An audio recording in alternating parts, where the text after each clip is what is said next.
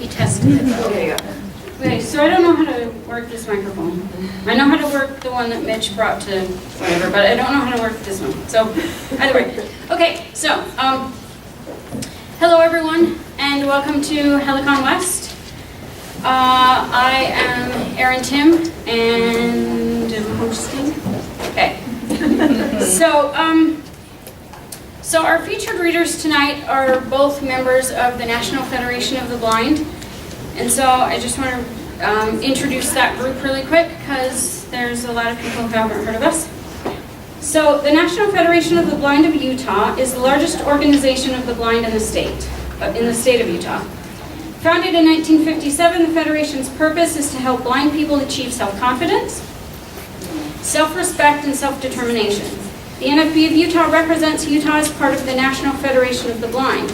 This organization of the blind has over 50,000 members in all 50 states, the District of Columbia, and Puerto Rico. Our goal is the complete integration of the blind into society on a basis of equality. So to that end, the NFB every October hosts events called Meet the Blind Month. So October is Meet the Blind Month, and as part of that, we do events. And the first focus of that, obviously, is information, to get information about our organization and about blindness. To that end, we have information in the back, this little pamphlet, NFB. We have information about the Library for the Blind of Utah, which does books for the blind, and we have Braille alphabet cards. Braille alphabet cards are cool because you get an idea of what the Braille alphabet looks like. So, the informative purpose is, we did that earlier today. We had a blindness awareness fair. What I wanted to focus on as part of Helicon West is the converse of that, which is getting blind people out into the larger community. So it was to that end that I went to STAR and asked for this event. Now, I need to go back a little bit. We should thank the library and Joseph for this room. This room is fantastic. So thank you, library.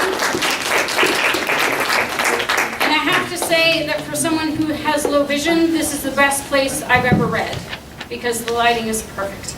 So to that end of bringing blind people out into the larger community, I wanted to attach ourselves to one of the best organized and really phenomenal events in Cache Valley, which is Helicon West. So thank you, Star and Susan and everybody who's involved in Helicon West for allowing us to be here today. And our first reader is Cassandra Payne, who will be reading poetry and nonfiction. So thank you and enjoy.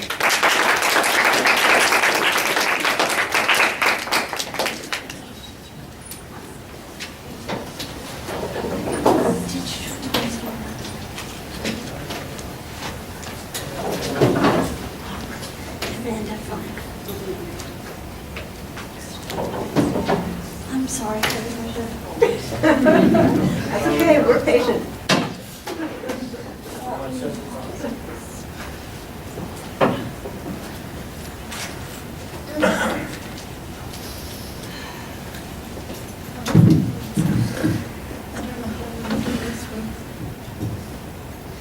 Do you want me to come adjust? Yeah, I didn't want to come.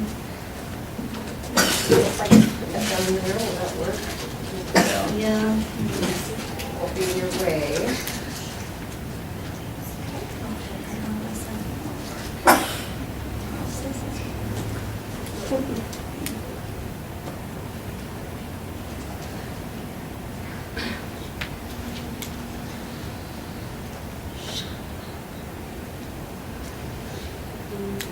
Yeah,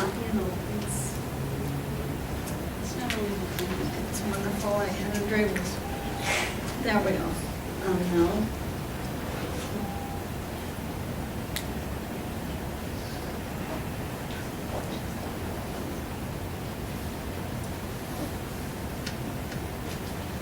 Why aren't you working? I'm really sorry, guys. Okay.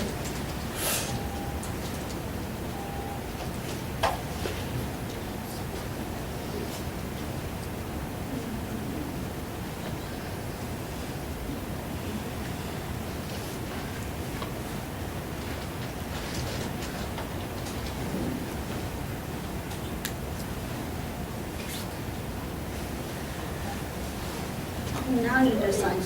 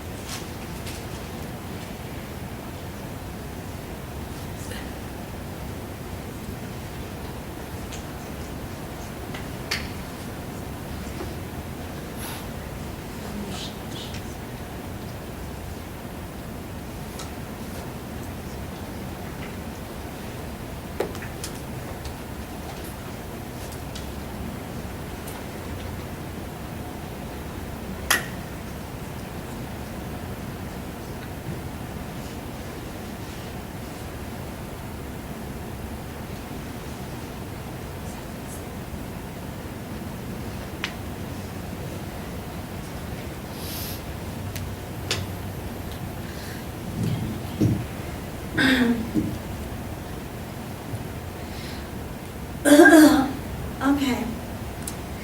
As Aaron said, I'm Cassandra Payne. Oh, Yeah, keep that mic right.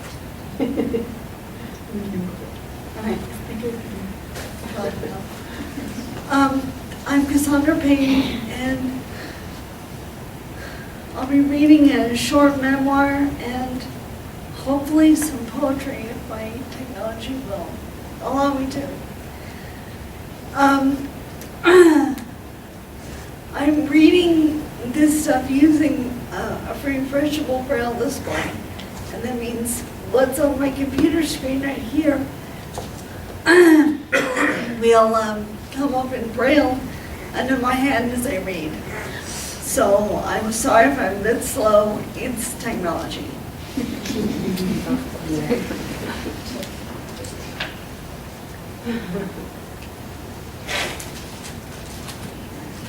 All right, this first piece is called Migraine Madness. I lay curled in the fetal position with fluffy blankets enveloping me. My mind swirled and raced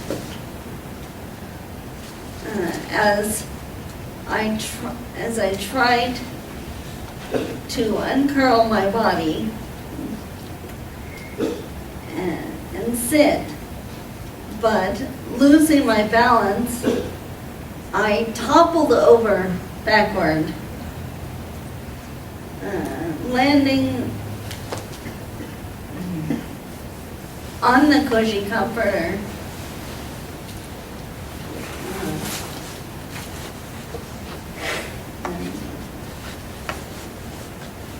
And that would not release its hold on me. Every time I tried to sit and straighten, the room would rotate around me, and my joints and muscles would lose their form and melt as I collapsed.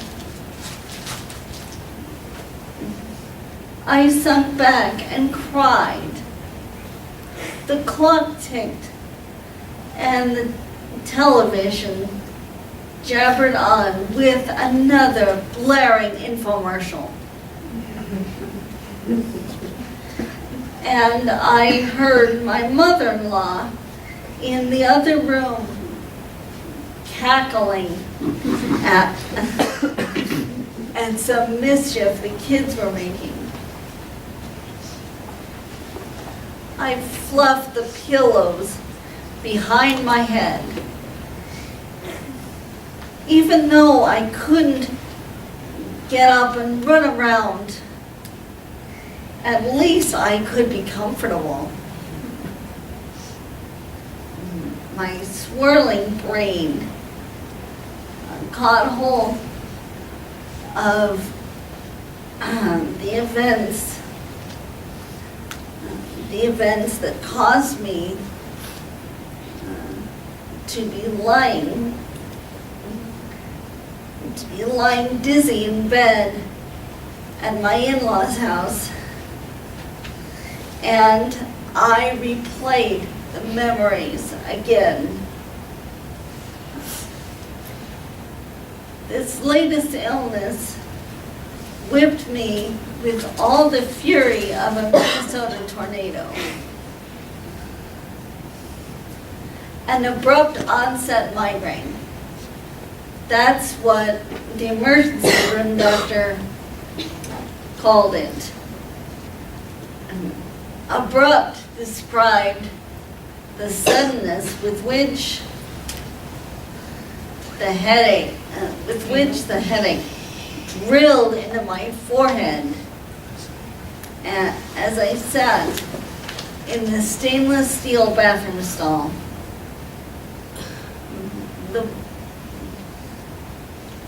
The wave of dizziness and nausea descended upon my body like a swirling green funnel.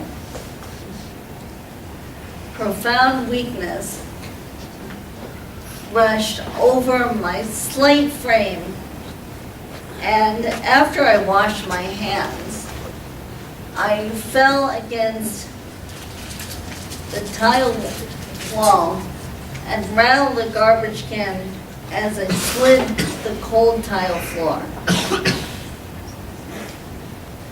I crawled to the bathroom door, and when I reached it,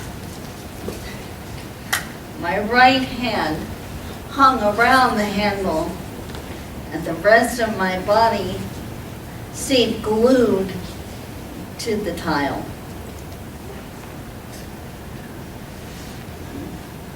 My arm dropped, and I tried to cry out. The air forced itself across my vocal cords, but only a faint sound sputtered out. A stranger came in and walked past my heap of helpless humanity. Help! Get my husband! I cried. What? Do you need something? She replied. And she fixed her hair. I can't understand you. Can you stand up?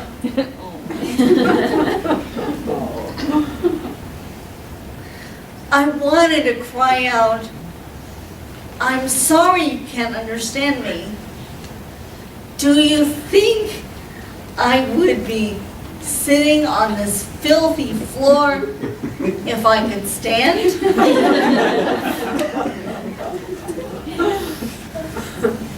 My head spun, and the smooth tile kept rising up to greet me. I repeated my message, and the woman hurried out. My garbled speech must have sounded foreign and unintelligible. I raised my arm again, clutched at the door handle, and pulled. The wooden door tugged against my arm, and I scrambled out on my knees, bracing my shoulders against the wall and dragging my purse and cane behind. Cash registers rang, and gasoline odors assaulted my airway. My brain swam, trying to keep afloat and in control. through all the stimuli that threatened to make me puke and fall over, writhing in insensible agony at the same time.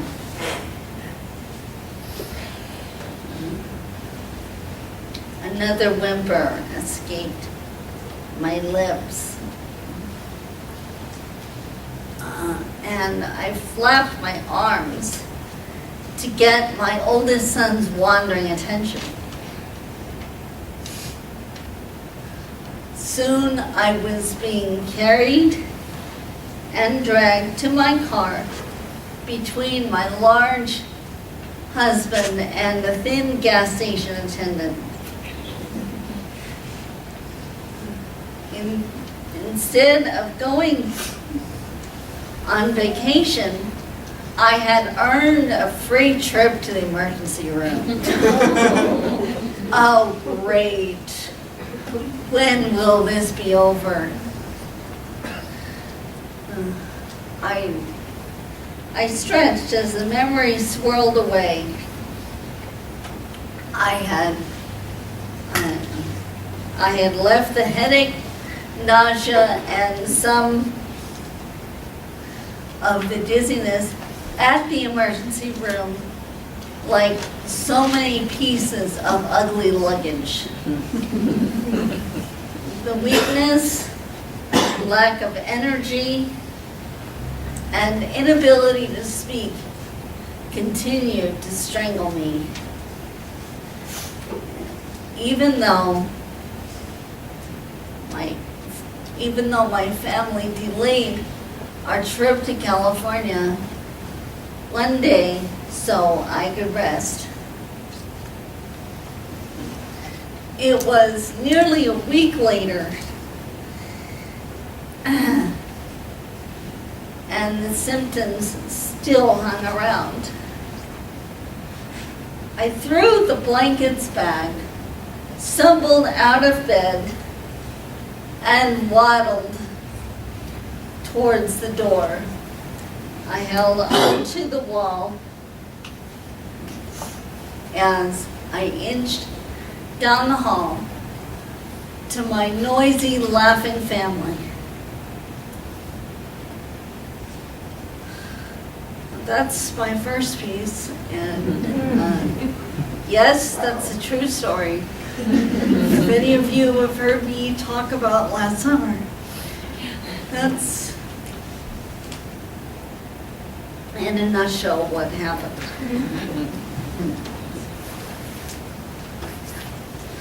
Okay.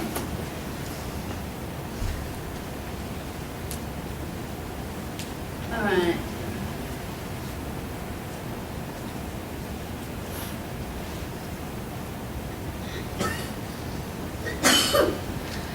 Okay.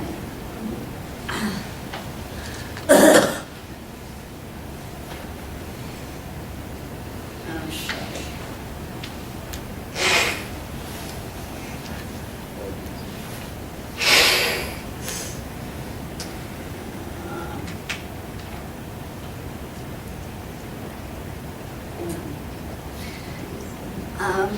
This next poem, for any of you who have been in my advanced poetry class, I promised the day this was workshop that I would revise it and read it here. So this is Photo of Great Grandpa.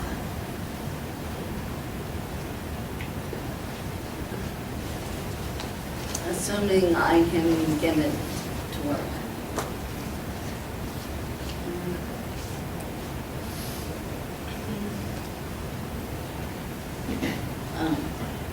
Yeah. Photo of Great Grandpa. I look at the old photo taken on the day you gave me the checkerboard end table, which you had hammered, sawed, sanded, and stained with your gnarled 100-year hands. I was a tan teenager in a flowered top,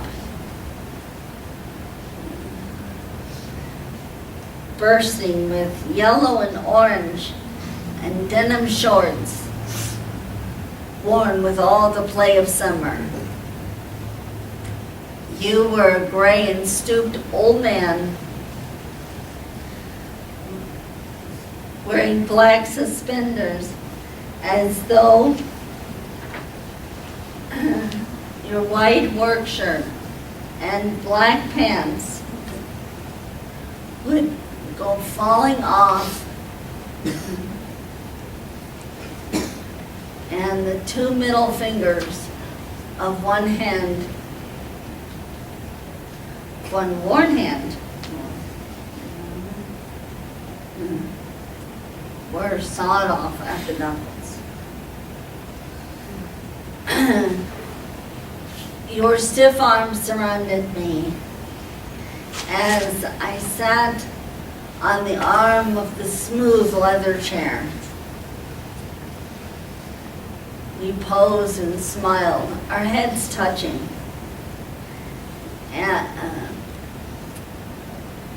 And the tin of butter cookies,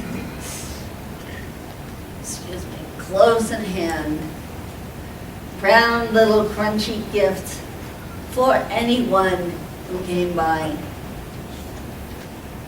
Great Grandpa, I look at you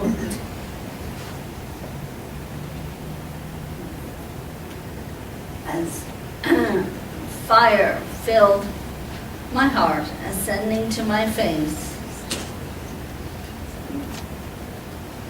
You had always dried my tears, and now you gave me a solid memory of you.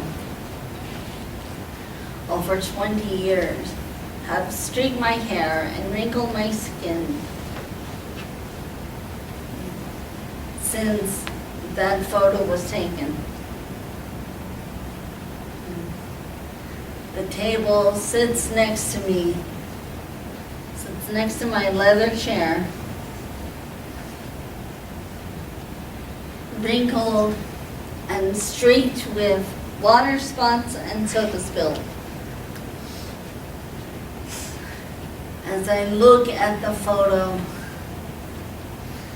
I remember that day when you singled me out from over 130 others and treated me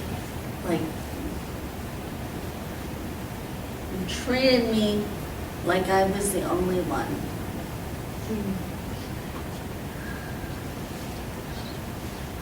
Let's see. Do I have time to read any more? Yes. Do you want to hear any more?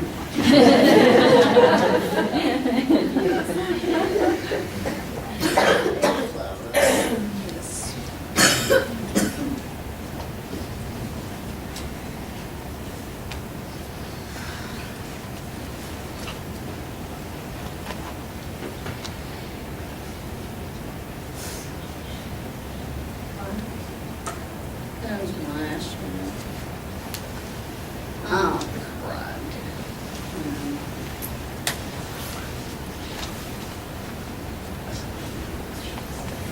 Hang on. I thought it was up. Now I'm going to have to go tell it.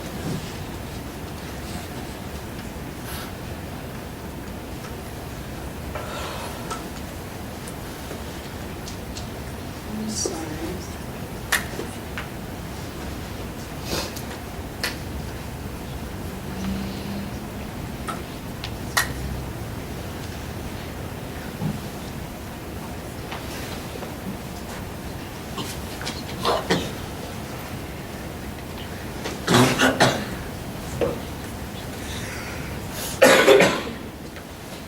No, it's not that. I'm sorry. I'm really sorry, you guys.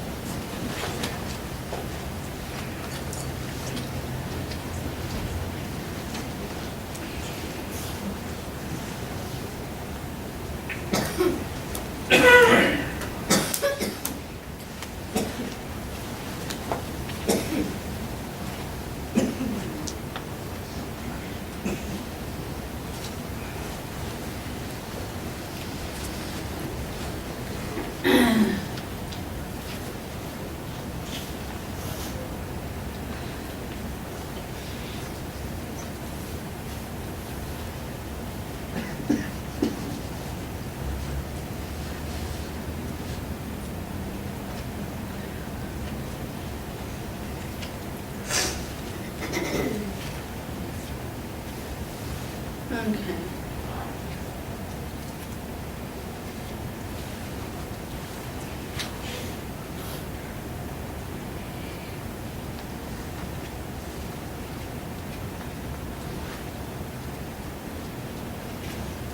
Okay.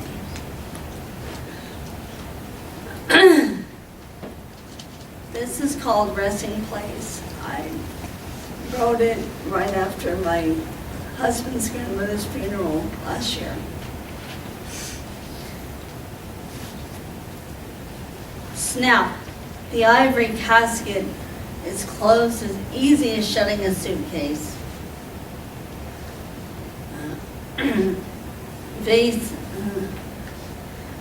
Vases carrying the sweet aromas of white lilies, purple orchids, and pink roses are moved aside so the beautiful box containing the grandmother can be rolled to its final resting place. Strong men in dark suits wheel the casket down the chapel's main aisle and around the corner, while family and friends follow to watch Ginger as she is lifted into the vault. The grandson booms out a prayer in the stillness, asking God to bless the burying place. And the coffin crawls up the marble wall, 6 feet in the air, and slides forward into the quiet crypt. It is done. Cousins, aunts, and friends stand around and chat, while great-grandchildren wiggle and scream, and everyone prepares for the long drive to dinner. Thank you for letting me read. Thank you for letting me be part of this award-winning organization. Thank you. David.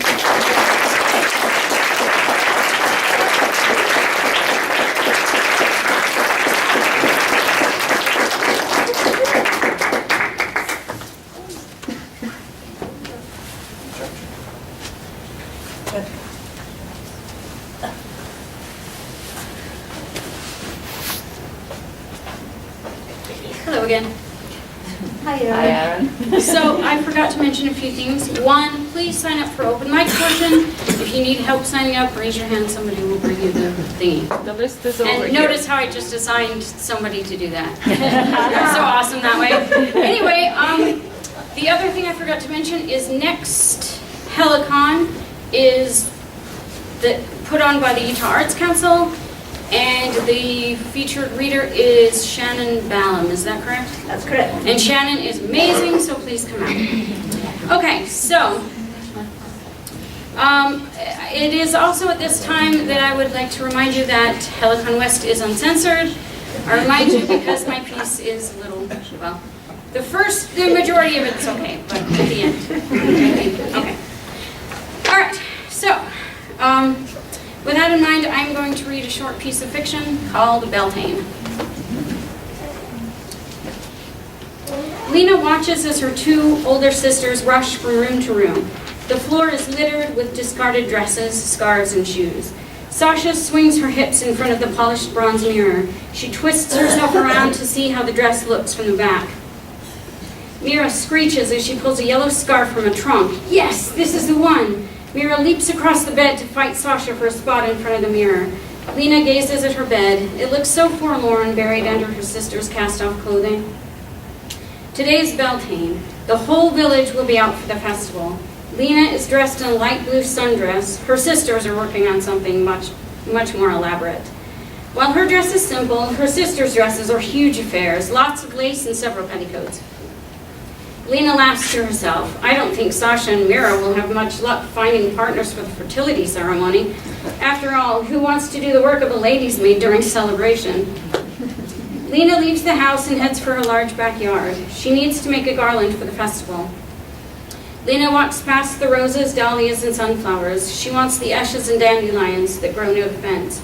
Lena gathers several of the small blue and yellow flowers in her basket before heading to the front of the house to assemble her headpiece. Lena, what are you wearing? Sasha's face is scrunched in a look of disdain as she eyes her sister. It's my garland. You're supposed to make one too. It's how we honor the god of the sun, Lena replies. I know all that, you dope. What I don't know is why you would wear weeds to honor Balios. Lena looks up at her sister and smiles. Her blue eyes sparkle under the garland of blue and yellow. These, says Lena proudly, are as natural as the roses, and they're just as lovely. Balios made all of them, didn't he? Whatever. Just don't expect to attract a match with that house dress and a bunch of weeds on your head. Sasha skips down the porch steps. Lena, Sasha, and Mira walk to the square. The blooming flowers and trees give off a sweet odor that Lena drinks in as she walks. All of the women of the village wear bright-colored dresses and garlands of eye-catching flowers. Lena waves to everyone she passes, looking up. She sees her sisters admiring men as they work to set up booths around the square. Lena walks toward the center of the square where 12 men, bare to the waist, work, stripping branches from a tall tree to form the maypole. A few feet behind them, a group of women are laying out the thick cloth ribbons that will be carried by the dancers. Lena sits down next to Saldana, the woman in charge. Can I help with anything? Yes, dear, thank you. Take that sewing basket and make those ribbons and mend those ribbons over there. Lena works on the frayed and torn ribbons tirelessly until they are finished. When Rory comes for them, Lena lets her eyes linger on him. Rory has long black hair, bright green eyes, and dark olive skin. As he lifts a handful of ribbon, Lena notices for the first time his muscular arms, sunlight making the dark hairs glow like copper. Rory turns from her without saying anything, and Lena finds a spot in the shade to watch the ribbons go up around the pole. Hey, Lena!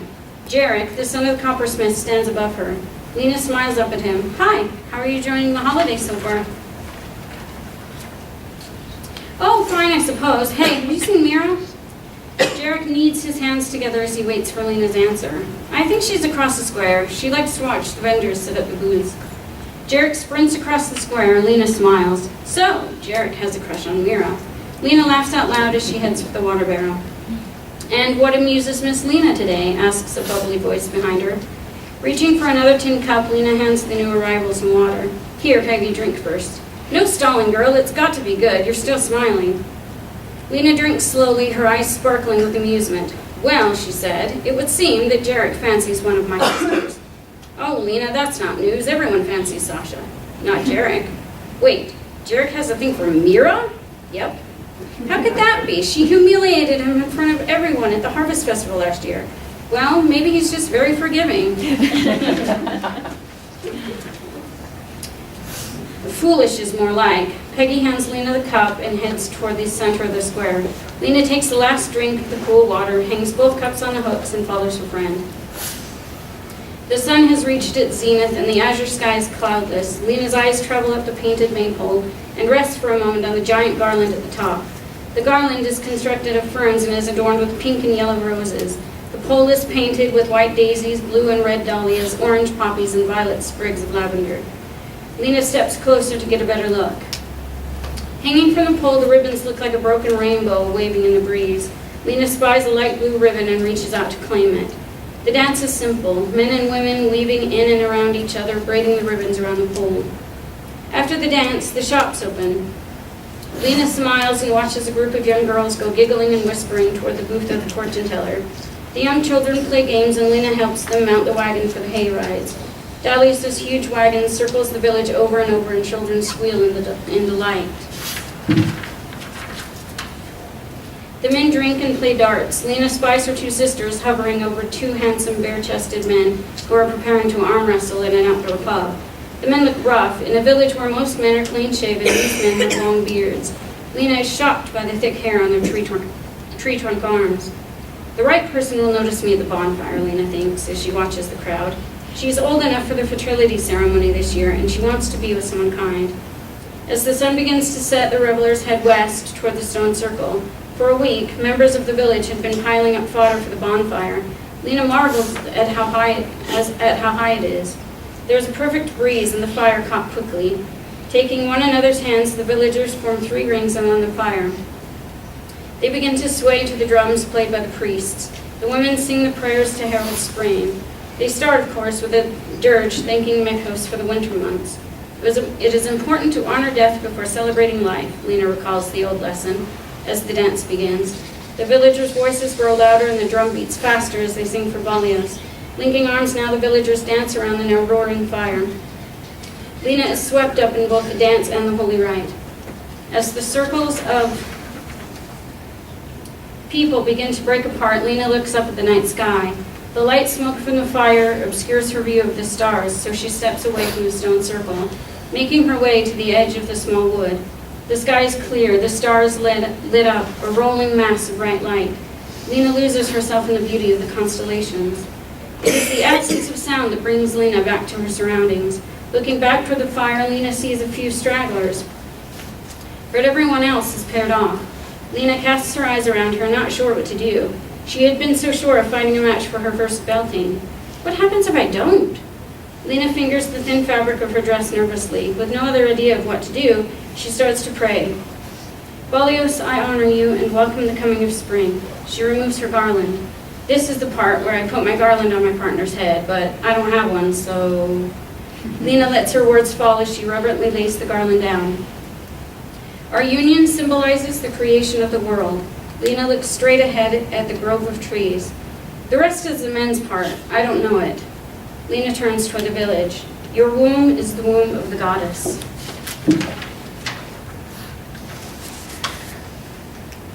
Lena turns at the sound of the voice. Standing before her is a very tall man. By moonlight, his skin looks black. His hair is short, his shoulders massive. Lena knows she has never seen him before. As he strides forward, Lena notices her garland. The ashes and dandelions glow against his dark hair. Lena offers him her hand. She is shocked at his touch. His fingers lick hers like a candle flame. Lena flinches, but the stranger holds her tighter. Do not be afraid. As you have honored me, I wish to honor you. This morning you are a maiden. This night I will make you a daughter of the sun. Lena gasps, me? But I am no priestess. The stranger's arms encircle Lena. Come, the night wanes. They find a clearing filled with moonlight. Lena lays her hands on his chest, drawing in the heat of his body. When he kisses her, she gasps. The thrill of her skin beneath her hands, the honeysuckle taste of his tongue makes her shiver just by the warmth. He undresses her with firm, sure hands. She toys shyly with the strings of his trousers. Her hand brushes against his penis. Emboldened by his arousal, Lena strokes him through the coarse cloth. He moans and begins to undo the laces himself. Free of the constricting cloth, his flesh touches her bare stomach. Lena reaches out and wraps pale hands around dusky flesh. The skin is soft and silky. As she strokes him with one hand, she lets the other explore his body. His pubic hair is fine and soft like silk thread. She touches the soft skin of his belly, kisses his chest, and kneels in front of him. As he lowers himself to kneel beside her, Lena swears that the veins in his arms are glowing like copper wire. He lies with her on the grass and they taste each other. Lena's body responds to everything he does. She spreads her legs wide. When he enters her, it's like being thrown into a furnace. When he comes, Lena's vision is flooded with images of the creation of the world. She can feel the grass beneath her grow longer, can hear the voice of the earth singing. When she opens her eyes, she sees pale lilies blooming all around her. His amber eyes glowing, Balios stands. He says nothing as he walks from the clearing. Lena watches in amazement as his legs sink into the ground. As his head disappears into a rich, dark earth, Lena's eyes catch the first rays of the sun. Thank you.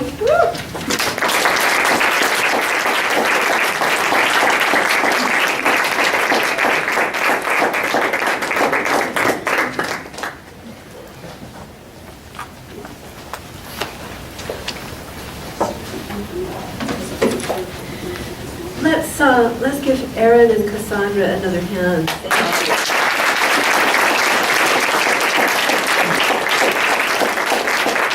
We have very few people signed up for the open mic. I guess people were expecting you to take longer since your writing is so good, so I don't know. But we'll go ahead with the open mic portion, and maybe I can add some people. I know Ron will read, so I'll put you down, Ron. Maybe I'll go after you. Anybody else want to read? Raise your hand. Cool. I'll bring this back to you, and you can sign up while I announce the first three. Okay, so the first three readers are Isaac Timm, Chloe Hansen, and Amy Blakely. Come on up, Isaac.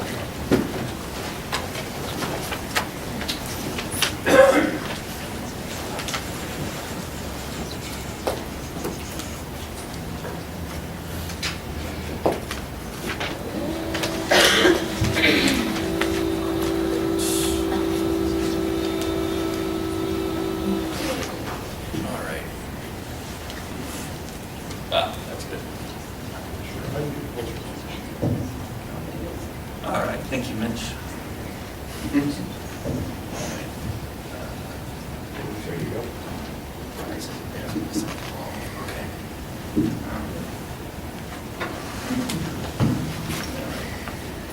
Okay, hold that. Let's raise it up a bit. I just need to get it out of the way, and I don't want to fall over. Get down, man. Get up there. Sorry, man. It's Well, this is missing. oh, so you got the fulcrum. Yeah. All right, that should be good. Okay, I have two poems. One's pretty new, so it's pretty rough. It's called Caliban Ponders Halifax. I've never been to Halifax. Imagine it's salty, at least the air. Anvil-heavy clouds bring this to mind as they strike the mountains. When tectonic plates shift as the American continent uplifts a table on a wobbly leg, will Nova Scotia be a bench where elk graze? I pull my jacket hood up, cover my hands in its sleeves, whisper, Halifax, letting hissing slither linger. As I wait for the bus, the rain starts. And the second one is called Sunday Morning. North side of Kings Canyon, Route 50, a semi-truck burns like a paper lantern, aluminum sides flanking into the sky, leaving behind the trailer's red bones. Half a mile away in the radiant heat of ground zero, four of us stand solemn. I look up at my grandfather, his face wrapped like a man catching a glimpse of a burlesque dancer's thigh under a gaslight. Next to my dad stands the truck driver, nodding a corduroy hat in his hands, mumbling, chanting, "Oh God, oh sweet Jesus, oh God, oh sweet Jesus." We watch black smoke make early night, painting the sun red like Revelations. Thank you.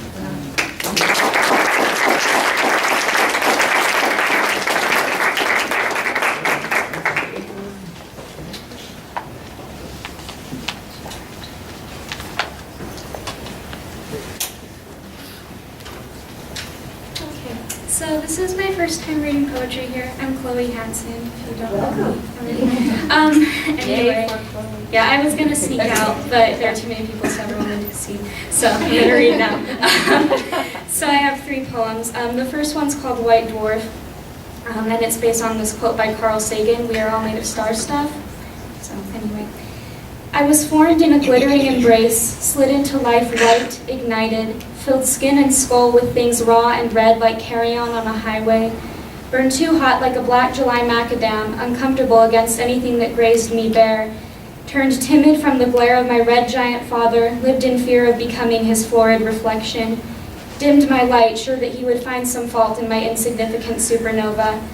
Only giants die with more than a sigh, and what am I but a white dwarf in a cosmos of glittering embraces? I pray I may fall into myself, small and quiet, and let the world know me in my sparkling death. And this next one is called Drowning. You talked about drowning like a lullaby, your voice lilting and still lake silent, and I felt a quiet romance in the notion, my Ophelia maid Oliver, my Lord of Shalott, my Victor Wolfe, you, a tragic hero, you who wish to feel the bone-white freeze like a slow creeping rigor mortis up each thigh through your core, sliding along your spine and into your waiting mouth, and you so willing would open yourself, lips to death, a kiss in the corner of your expiring smile. You wanted your heart embalmed in the water's blue embrace. You saw yourself a cryogenic masterpiece, a miracle of modern medicine, but you believed that love, always love, would massage life into your wrinkled fingertips, smooth the ice away from your lips, kiss the smile back in. And so when you ran those corpse hands up my thighs, stomach, chest, and I tasted the tang of your formaldehyde tongue, I opened my mouth like a coffin, breathed in your death rattle, my lips like two blue arms to wrap you in an embrace and let you drown in me. And then this last one's a Sestina. So the title is Sestina for his suicide attempt, because I'm not good at titles. So anyway. He sees his heartbeat in a synesthetic symphony, silver, cerulean, pinwheel curls. If I were to crack his clenched jaw, if I were to lift his dead tongue, I'd find a coin for the ferryman. He spasms like a lung's last breath. Acubins, altar, Acellus australis scatter with God's breath, align themselves in a Cancerian symphony. He was born under cancer, brought by the ferryman, baby pear in womb-wound curls, the black taste of sticks on his tongue. He sailed by Cerberus's snapping jaw. Sharp as a fault line, his Heracles' jaw was set to keep his secrets in with his breath. He disguised the amphetamine tang on his tongue. Robin's egg, royal violet, rich gold prescription symphony. Sensation unwinds in him like tight ribbon curls. Somehow he thinks he can fool the ferryman.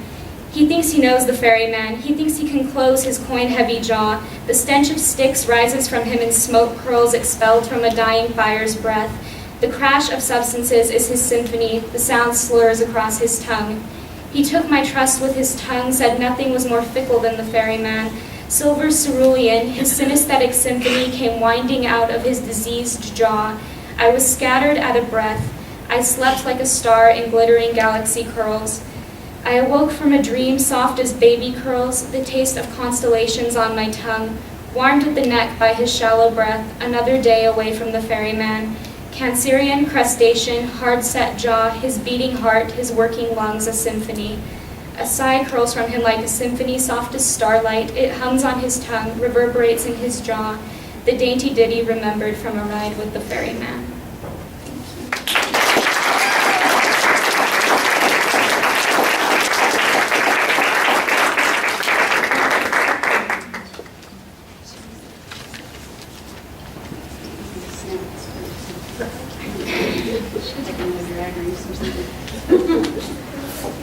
Poem I'm reading is called The Final Mistake. I am a corpse, a soulless body now lining your bed, a one-time amusement now tossed aside, broken on the rod of your desire, shredded on the teeth of your private pain. You want to be the victim, but can't understand the position. The wolf wearing sheepskin, crying boy. You force all who know you to align with one faction or the other, as though this is white against black, not muddled gray. I am an easy way to slake your lust, a naked body laid out for you. I am a doll with no face, a trinket carried home from the Amish market, to be played with until you're bored, then put upon a shelf to be stroked and fondled only when your friends come to visit, a display of power and authority. I am your corpse now, exposed so you can feel. I decay as I navigate a continent of broken trust. Losing a 6-year friendship that survived a near suicide feels a lot like losing a husband. Not really a person under the gauze, since you've raped me of everything else. We are in your house, just you and I, my first mistake. The living room drawn in darkness as we sit talking and laughing. You still kisses, soft brushing of your lips against my cheek and lips becomes your teeth biting as hands bruise tender skin. 18 months I've been away. All the changes you've made makes you a new person, while in my mind you've remained frozen. My second mistake. I push away, You pull me closer, too familiar with old battle scars on my arms, wrists, and psyche. Better odds for the predator that way. You drag me into your lair, papered in artistically rendered, nearly nude women. The manga on your bookshelf mocking me as I sprawl across the futon couch you choose to call a bed, tired metal frame crying out against our combined weight. I don't know when you got the condom that slid off during the act of final testimony, no safety concerning you. I don't recall you removing my shirt and bra, though I still feel your hot breath against my breasts. I forget the removal of pants. The loosening of tension is that which was confined finally breaks free, the final mistake. I only know the sound of my voice ringing in my ears with the only answer you're willing to hear. Yes.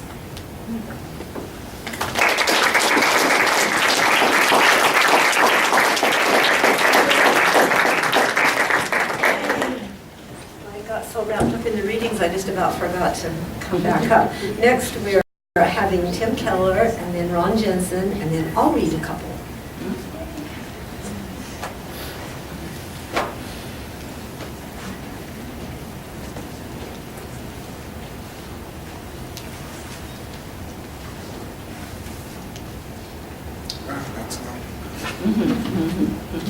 They're just a bit taller than I.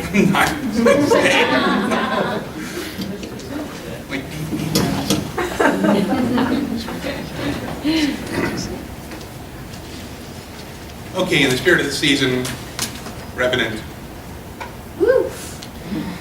I've been dead a long time now, forever it seems like. I don't know where I am or why I'm here. I don't even remember my name.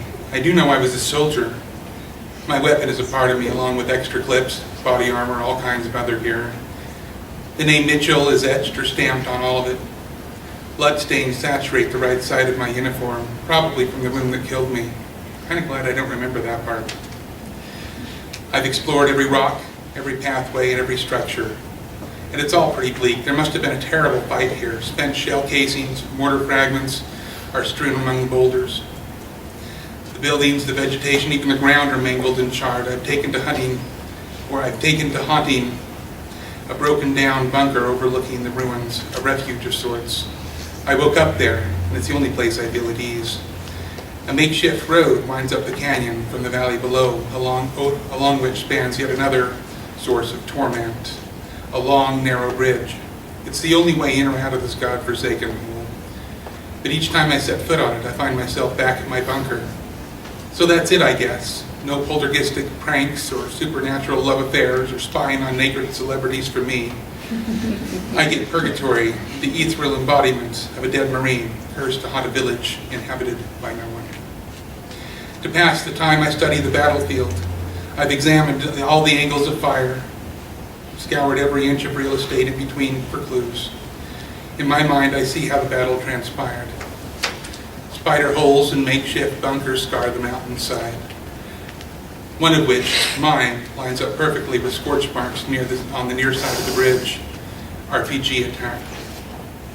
Judging by the skeletal hunks of scorched armor in the canyon below, they must have hit the lead vehicle, M2 by the look of it. And they blew the IED of the crater, trapping personnel carriers in between. A slaughter. They must have put up a terrific fight, though.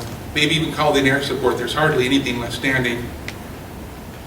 The studying must help, because sometimes I can sleep. Not the go-to-bed, sweet dreams kind. I just get feeling tired and black out. I have no idea how much time passes when this happens, but I'm grateful. The dreams are my only escape.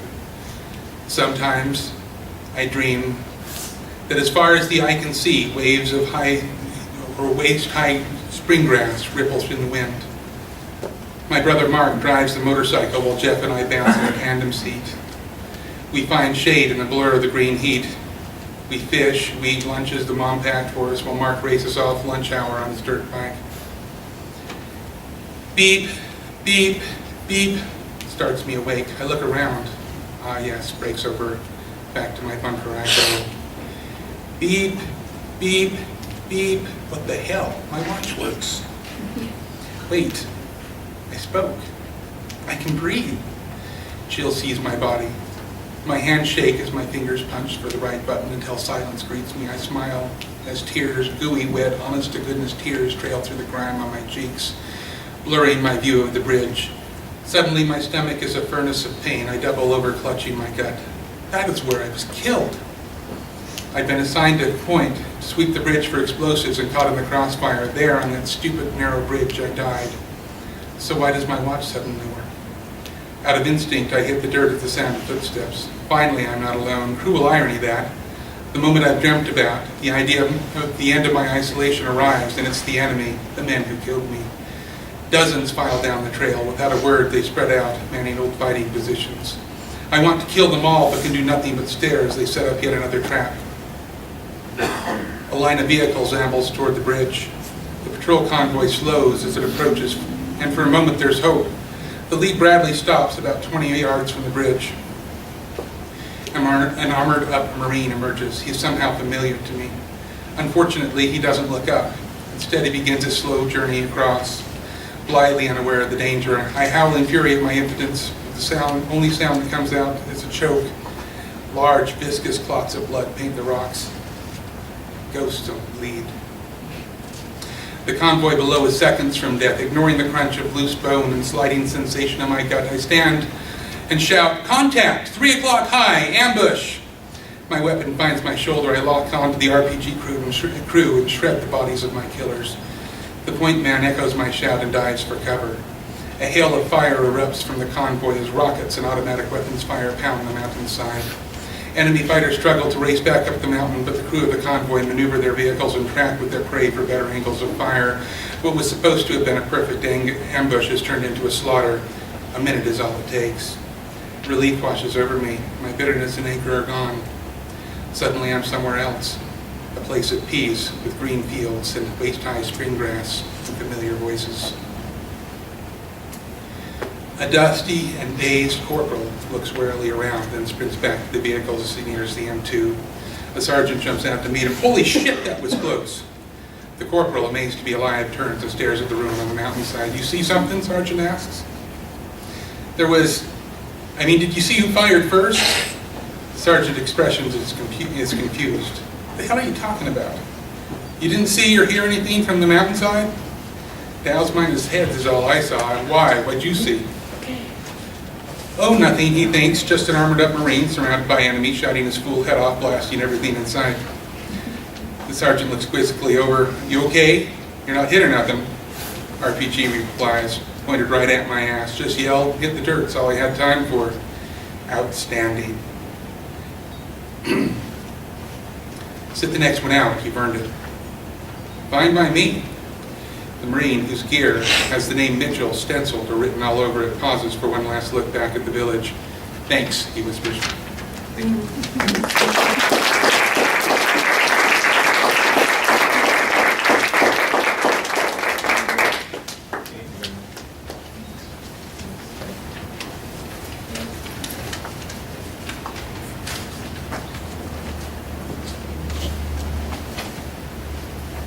Hi. I remember. From work called Dewey Decimal System. The series of journal works with mistakes and facts. One has a big P words. Spaced out, each word lacks. 2 class on religion, mythology too. 3 class on holidays, fairy tales, and manners you can do. The 4 class on dictionaries, and the way that we taught. 5 class on sciences, like animals and rocks. 6 class on tame mammals, machines of all sorts. 7 class on the arts, drawing and sports. 8 class on jokes, and poems and plays. 9 class on geography, and history of past days. These are the biographies of people we adore. This is my Dewey poem. We'll be talking more.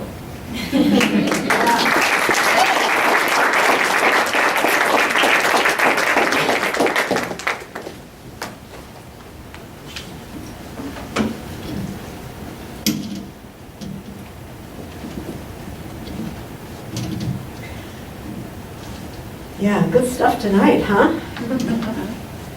So, you all who are writers, I hope you have a writing group. My poetry group helps me tremendously. So I have 3 poems I would like to read, and they're all fairly new, and I've monkeyed with them quite a bit. So Susan, you can tell me later if you like this version according to the way that the poetry group I helped do, me I do, revise. I Oh, do. thank I you. can tell you now. I knew you would. do. I'll read That's what poetry groups are for. Yeah, we encourage each other. It's marvelous. Okay, so I'll read 3. I'll start with Harvest. On the kitchen counter, jars of pickles, dill with peppers, peppers with vegetables, suspended in vinegar, sharp tang masking barely the smell of cod fillets boiled for dinner. The husband is yearning for a longer life, his cancer returning. The wife lets him help with canning. He stirs fat peppers, snapping and smoking in the pan, a slick of canola oil, skins pierced, juice burning his eyes. She cuts long strips of carrot, red bell peppers. She peels onions, he peels garlic. They stand side by side, industrious after dark, holding the news inside, each thought a texture of its own, the color and odor of future. Whose life will be set aside first? His with its bright, varied snap, or hers with its vinegared spark? Who's to say which will be preserved and which will be tossed? Like the skins and gratings of all they've peeled back together, revealing the brightest colors to press into jars and conserve. Long winters coming, sustenance lined up and shining. This one is called Kiva Requiem. I wrote this at a workshop in Boulder, Utah. Boulder, Utah is a beautiful place. You should all go there. They have mountains and sandstone and creeks down in deep canyons, and the most wonderful writers' workshop every October. You should hook up with them. It's really intimate. We stay at Pole's Place, which is a great little motel down there, and we just get treated specially, and we become very inspired. So Kiva Requiem is with thanks to Dave Lee, the first poet laureate of Utah, who read this most beautiful poem, and I brazenly stole his words, rearranged them, and put some of my own in there. Kiva Requiem. Redreaming, an attempt at right living. Mix the colors, draw the lines, how this joy is comprehended. Lovely long notes flown into songs, into soft morning sun, into blue, into blues, into praise. Joy, be primed, be awakened. Play it like flash, like bird, like jazz. In the darkest moments, farther than beyond. Hold time at the still point where day of week and time of day trickle to perfect motionlessness. Falling into stillness, mind's blue mountain distance. Crimsoned into autumn, burnt-breasted sparrow.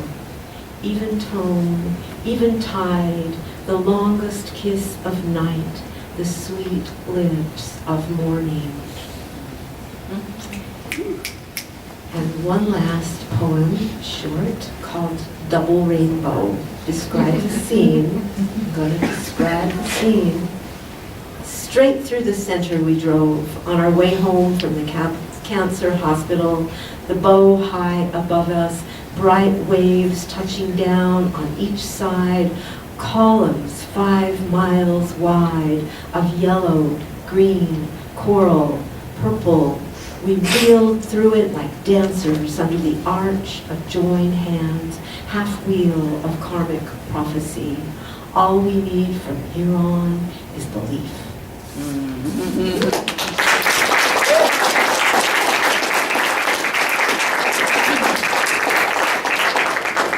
And 3 last readers, and then we're through for the evening. And would you please remember there's coffee in the back, and you should just go back and help yourself. Just on someone's nodding. Yes, I'm down. My coffee. Tori Winslow, is it Mary Keith? Maisie Keith? Okay. And Sarah Timmerman, our famous Sarah Timmerman.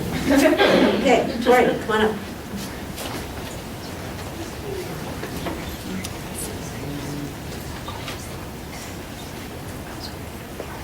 Okay, so I wasn't actually planning on doing this until right now, so these are not recent works, but All right. pulling them out of the archives, I guess. All right, this first one just kind of for fun. It's called Truth Poem. I have tried to write love poems, but my pencil knows when I lie. Love poems are lie poems. Yes, roses are red, but not always. And violets, shouldn't they be violet? Maybe pink roses are better, or white ones, or carnations, a different flower altogether. As for violets, with Crayola as my witness, I cannot pretend to classify violets as violet. I am a romantic, I am. I like the sound of a heartbeat while I make music of its melody. I look at him and feel popsicles melt in my knees, butterflies dance in my lungs, cotton balls waft in my brain. I like love. I love love. But I refuse to take the oath of red roses and blue violets. You are nothing like a summer's day. You really piss me off sometimes. You don't always smell that great, and your lips only taste like sugar when you finish eating a donut. I want a true poem to look me in the eye and say, roses are red, but carnations are pretty too, and violets are closer to purple than to blue. I don't want you or like you every day, but I still love you, and that is true. Yeah. This is called The End of November. The End of November. I write this in an effort to get outside my mind, and the ink flows, but my hand seizes up with the arthritic cold of a November night. Withered leaves, like varicose veins, tumble down the hill like children. Canyon winds strip seconds till dusk. I knew it was coming. Mountains around this valley sleep in gray. The sky, born blue, is bearded with clouds. That gray mountain sleep seeps into the valley, fogs windows. Even the burning yellow leaves, which I thought unconquerable, are reduced to a broken brown and lie down from the branches of dead bark trees. My fingers grow numb, the ink grows cold. Echoes of laughter among gray trees. The bell tower reminds me of the time, tells me 5 times to remember in December, when I will tumble down the hill with the rest. And then just 2 more. This one's called Swords. I feel, I am. Taboos in this language of show, not tell. We need verbs, we need dialogue, we need adjectives, made concrete. To be able to hold the human condition between your hands, to squeeze it, to inhale it, to nibble it, to examine it, discover it, right in front of your face instead of behind. You are asking me to package up possibility in a box of words, as if letters could truly cage the creature. I can only give you the pieces I've managed to find myself, and they won't be wrapped up in beautiful paper, just paper bags, maybe a shoebox if I can find one under my bed. Words never were mightier than the sword, because they never finished the job, always stumbling at the end, just inside of what I'm really trying to tell you, but never reaching it, tripping, falling, failing. I can stab you with a sword and be done with it. And this is really short. It's called Wrinkled the Night Before. Stilettos click on the tile like corks, popping from bottles, the wine pouring up toward dark denim. Crescent curves whisper under her crisp pinstripes. Earrings drip on glass shoulders, casting shadows onto plastic lips that spread secretly over piano key teeth. Brown lace drapes around her face in faded curls, like bed sheets wrinkled the night before.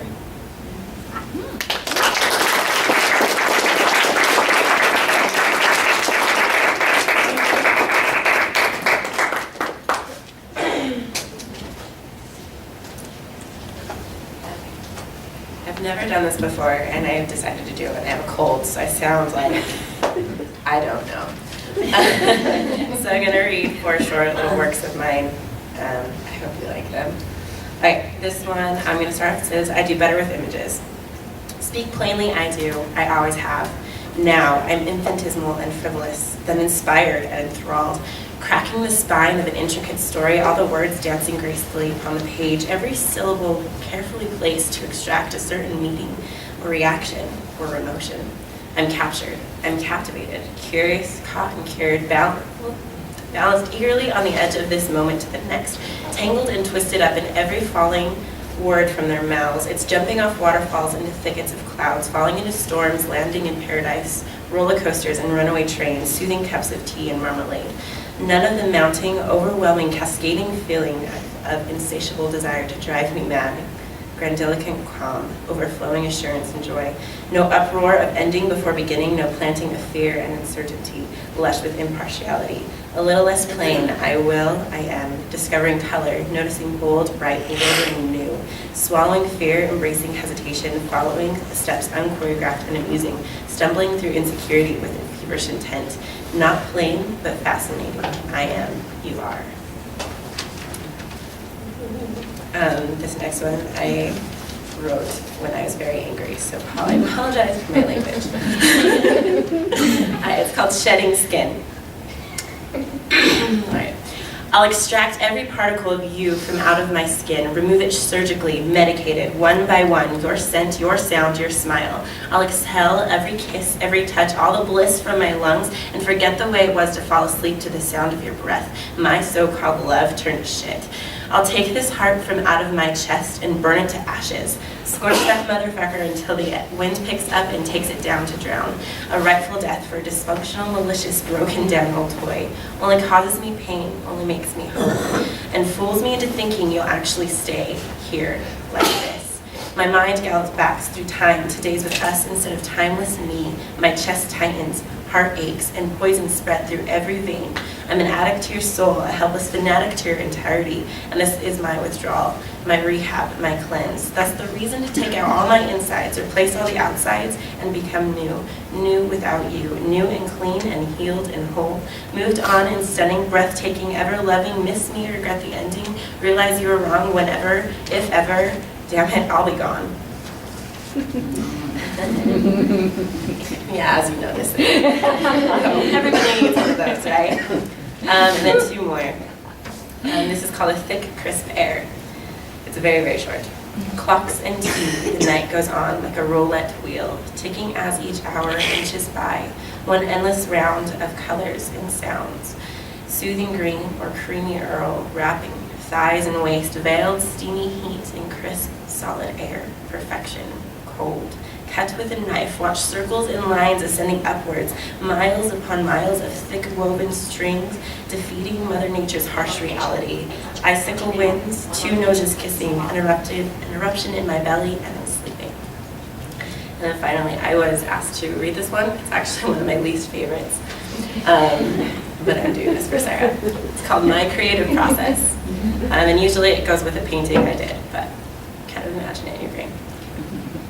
It starts with a small blip, like one of those air balloon missile-looking vessels. It just floats around in my stomach, waiting. Small and sort of annoying. I know it's there, and I know what's going to happen next. It's going to burst. It's a small poof of an explosion. The powder gets on all the walls, starts absorbing through the tissue and running into my veins. My whole body is steadily engulfed in this toxic, addicting thing. There's a few minutes of build as it reaches every tip. It's like building up the courage to kiss, like the rise of anticipation as the roller coaster climbs. And for a split second, I'm hoping it never comes. I'm hoping I don't have to step past the fear of embarrassment or vulnerability. Maybe I won't have to.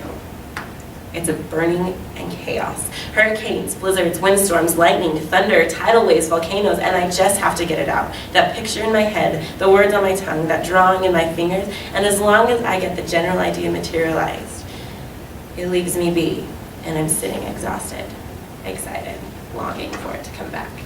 Thank you.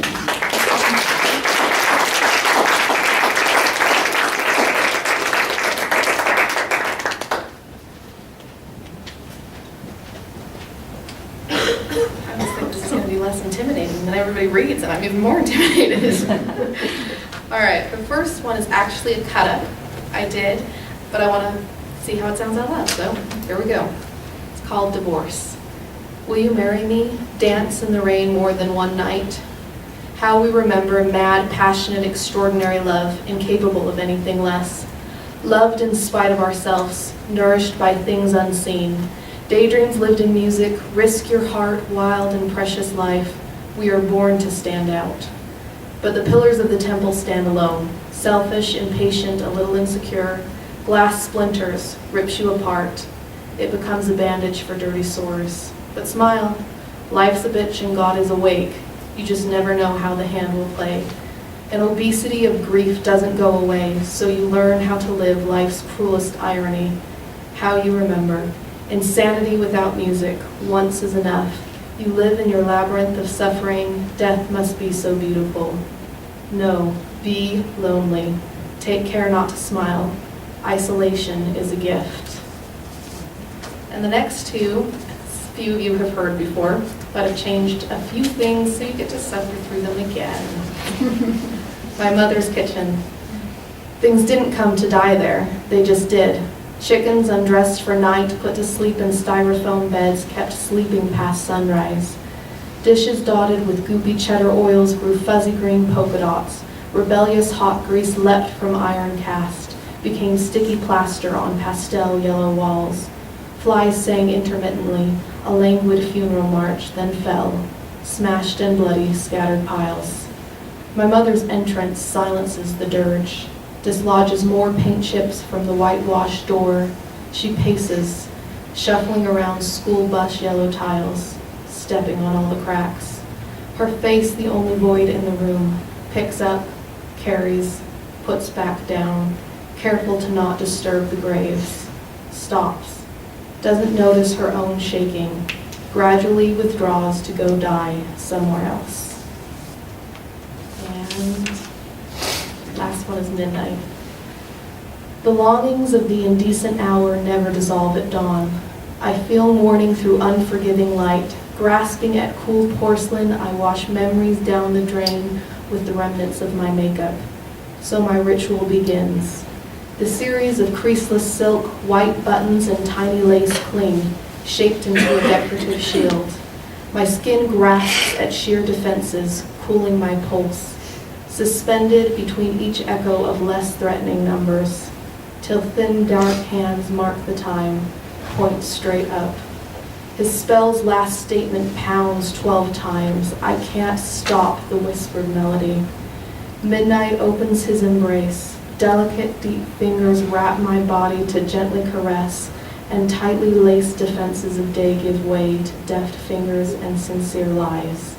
With the precision of a familiar lover, he strips me.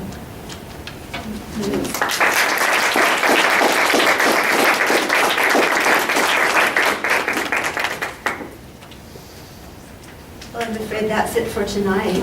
I'm Star. If you'll come and read at Helicon West and submit your work to me at star.colebrook@usu.edu, and you can come see me after, we will consider your work for publication on the broadside. And if you're an artist, would you please submit some art too? And once again, let's thank the National Federation of the Blind Promoters.